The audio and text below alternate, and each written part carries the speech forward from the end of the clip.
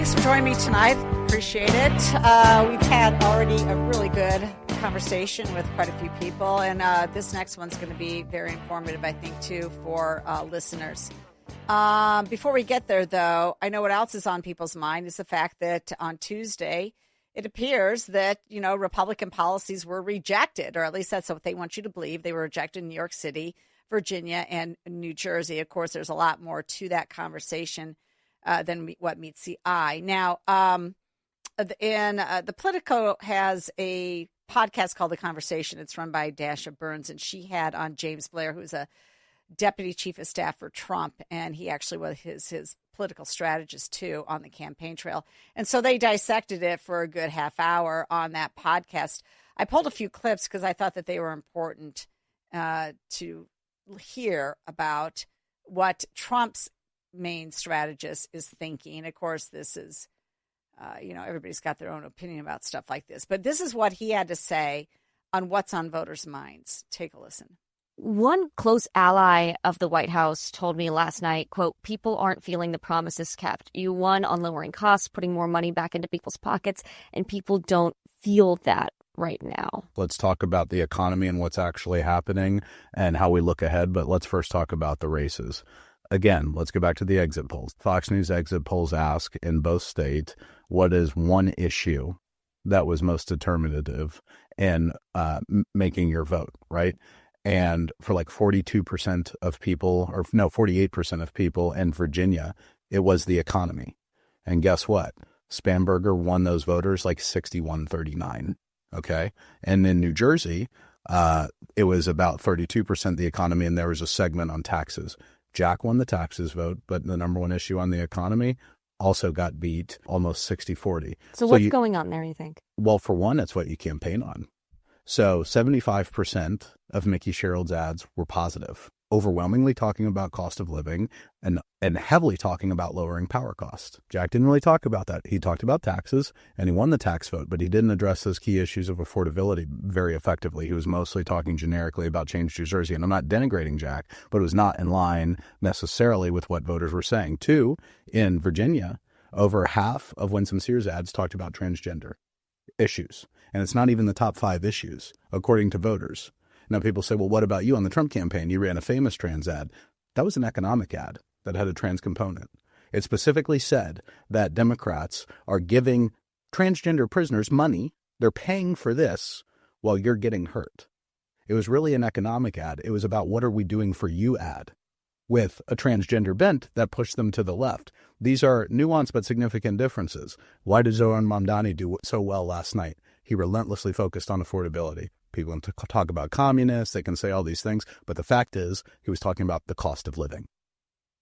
Well, there you have it. So what does this say about our candidates in 2026? What should they be talking about?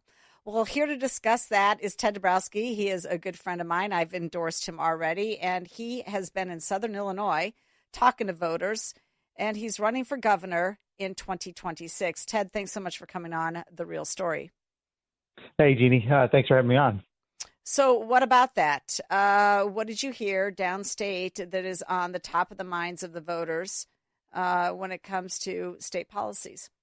Oh, it is hands down affordability. And of course, everybody's using that word now. And I think we have to be careful with that word because it has different meanings. But, down there in Southern Illinois, and of course, it's the same story I'm hearing everywhere across the state.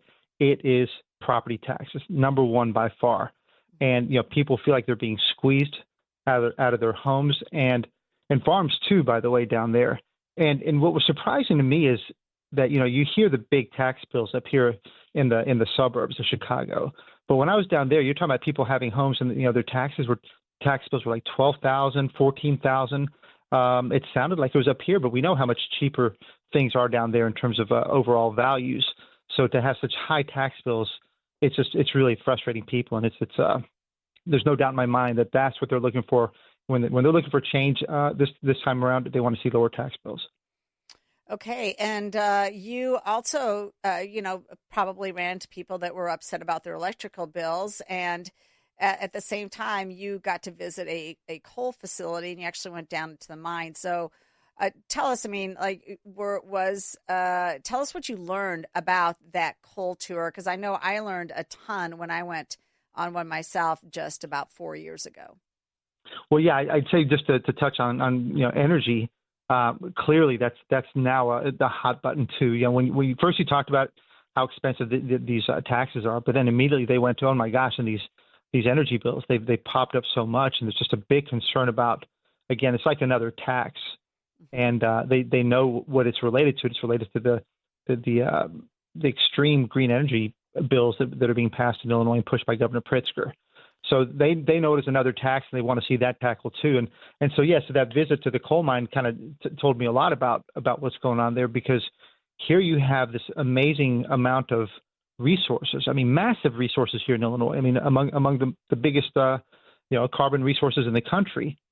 And it's right there, reachable, accessible, and yet we've seen these green energy bills really, whack at coal production and any other kind of carbon production, and and move towards these intermittent sources that we know we're not ready for, with solar and wind, and it's really hurting the economies down there. We've seen coal plants close all over the state, and there's not many left. And the biggest news that I got out of this one, Nighthawk, near Pinckneyville, was that 90% of the coal that's being pulled out of that mine is being sent to other states. Some of it being exported as well. And then we turn around and we import energy from other states. So it's ludicrous, right? I mean, we should be using as much of that energy as we can right here to lower energy bills, and instead of doing that, we're exporting it and then raising our bills super high to pay for those moments when we can't access energy. Well, it's just all such a charade to them. It's all false pretenses. Oh, we're going to shut down the coal plants in the state of Illinois, but we're still mining and producing and shipping the actual product, the actual coal, to other states.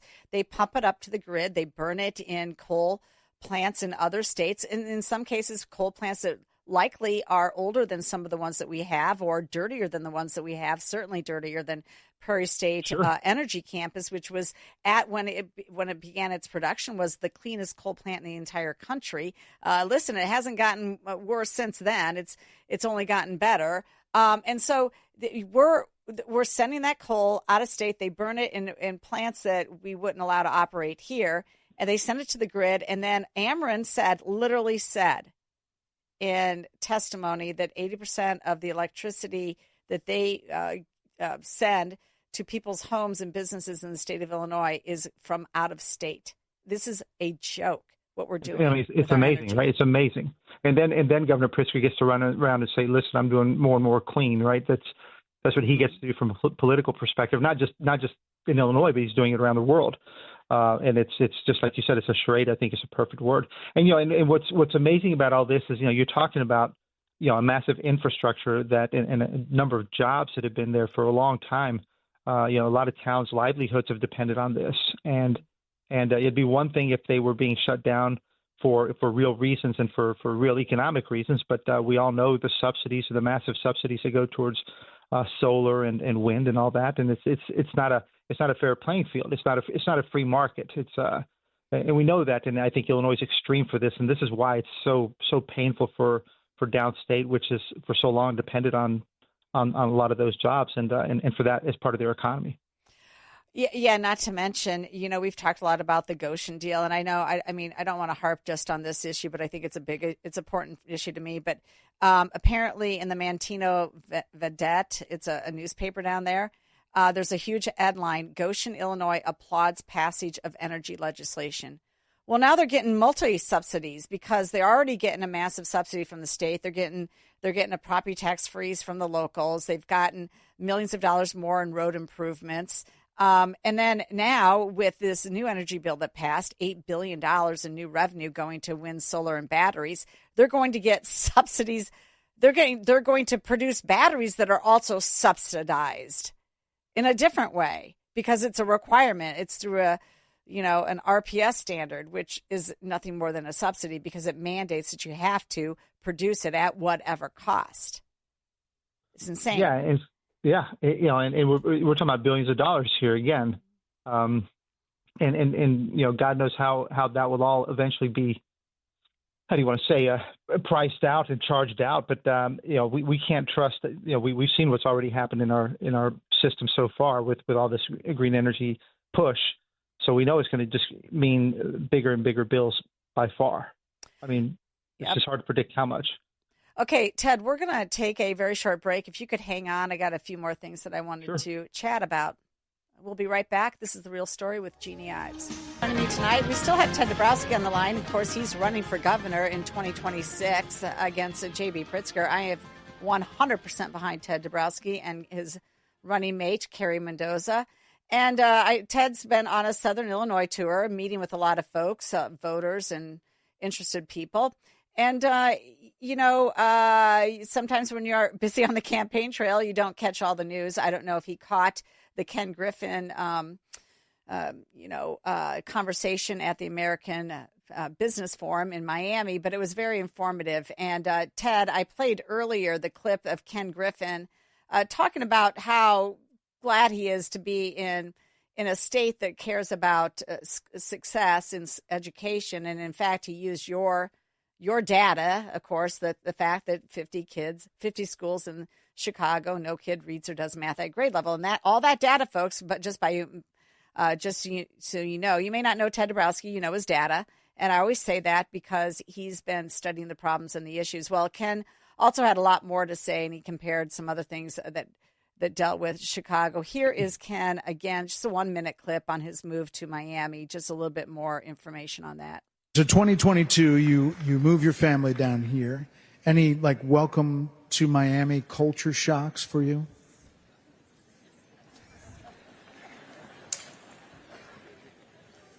Do you know how great it is to go to dinner and people talk about their children and they talk about their future and they do so with excitement and enthusiasm? We lost that in Chicago in the last 10 years. Dinner in Chicago would be about crime, about cronyism, about failed policies in the state. It is so refreshing to be in a city where people talk about tomorrow. And I think that's a really important topic here in a roundtable on business. Entrepreneurs are people that believe in tomorrow. It's really tough to start a business. Don't kid yourself. You don't own your business owns you.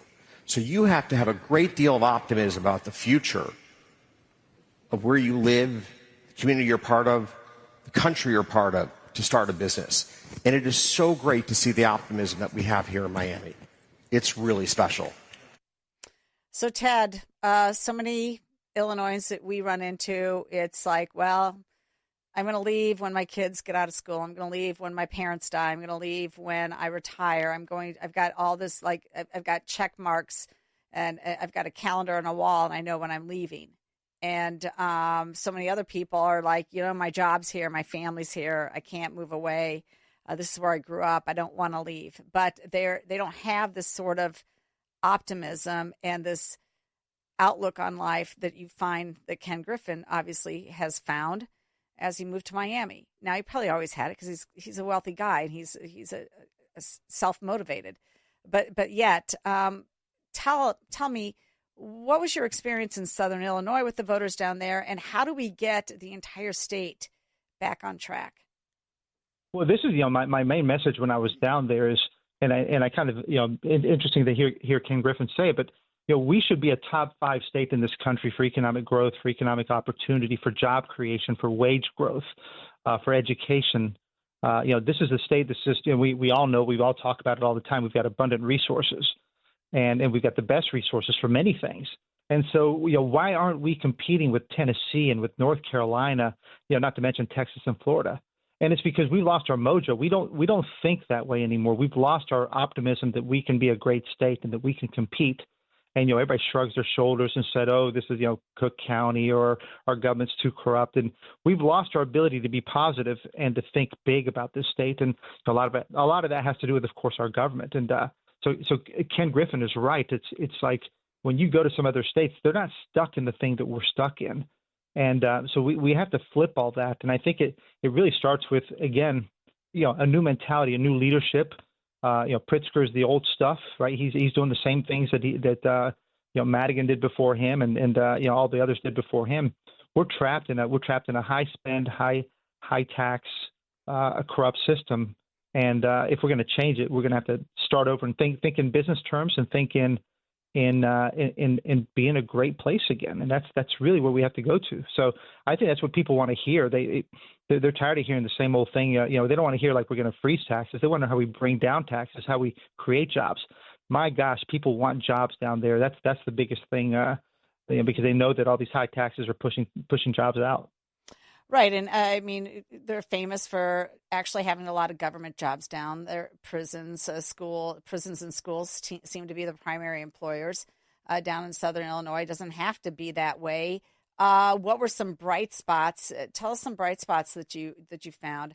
I mean, other than just the landscape's just beautiful. No, yeah. I mean, yeah, besides the beauty, which was awesome, and I saw 13 different counties in just a few days. I'll tell you the big thing that you don't hear up here, but Marion in that area is really booming. I mean, I was in an area. The first meet and greet I went to. I met a 24-year-old electrician, and he was a little unhappy with some of the union bosses he had with it. But he says, look, he said he was getting so much work. They're building tons of restaurants there along the two highways there. And just a lot of growth. So you actually felt this positivity, which I haven't felt in Illinois, in a long time. So I saw a lot of that, and there's a few other areas that had growth as well. So that was very positive for me, and made me think that there are things going on elsewhere. But if we could just when you think about the Peorias and the Decaturs, they're struggling, and we need to win. We need to win companies just like Tennessee and Georgia and others are winning, because we don't get those deals right now. We're too ugly in terms of debt and taxes. So those are the kind of things we have to change in order to win companies to invest right here where we are. I couldn't agree more. Well, thanks a lot. I appreciate your time tonight, and I'm sure that you are going to be busy every single day until. Maybe you get a break at Christmas. Maybe you'll get just a small little break at Christmas. I don't know. It's fun. I like, you meet people who are upset, but I think they still have optimism. They still want change, and that's what's exciting. I don't see people having given up yet. They're not happy, but they haven't given up yet. So we have to fill that hope with good ideas and a lot of energy. Absolutely. All right. Ted Dabrowski, he's running for governor next year. And and he joined me on The Real Story.